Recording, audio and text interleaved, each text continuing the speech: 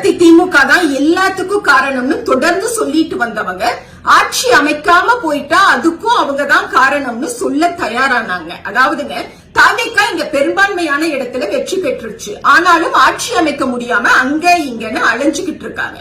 அதை மறைக்கிறதுக்காக திமுக அதிமுக கூட்டணி அப்படிங்கிற 1% கூட உண்மை இல்லாத ஒரு வதந்திய வடக்க இருக்க மீடியாவை வச்சு பரப்ப ஆரம்பிச்சாங்க. நாமளே நேத்து நைட்டு பார்த்தோம், அந்த வதந்தி காட்டு தீ மாதிரி எவ்வளவு வேகமா பரவுச்சுன்னு சொல்லி. அது அதே இடத்துல நிறுத்தணும்னு இன்னைக்கு விடிஞ்சும் விடியாம நம்முடைய கழக தலைவர் மக்கள் முதல்வர் தளபதி ஸ்டாலின் டைம்ஸ் ஆஃப் இந்தியாவுக்கு ஒரு பேட்டி கொடுக்கிறார்.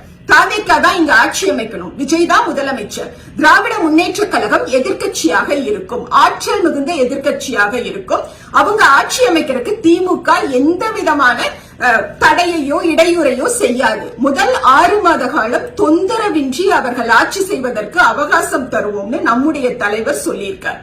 அவருடைய இந்த கருத்தை பொதுமக்களிடத்தில் கொண்டு போக வேண்டிய மிக முக்கியமான கடமை திராவிட முன்னேற்ற கழகத்திற்காக தொடர்ந்து எழுதக்கூடிய பேசக்கூடிய எங்களை போன்றவர்களுக்கு உண்டு.